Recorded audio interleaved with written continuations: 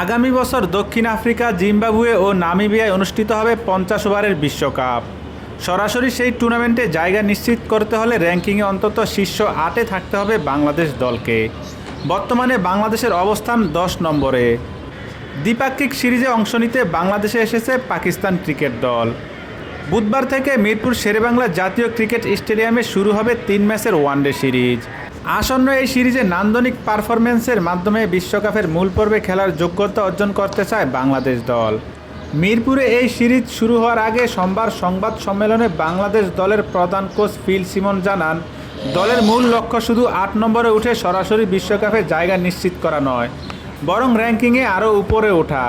কোয়ালিফিকেশনের সময় আমরা যদি 6 বা 7 নম্বরে থাকতে পারি সেটি হবে দারুণ অগ্রগতি। তবে তার জন্য আমাদের আরও উন্নত ক্রিকেট খেলতে হবে।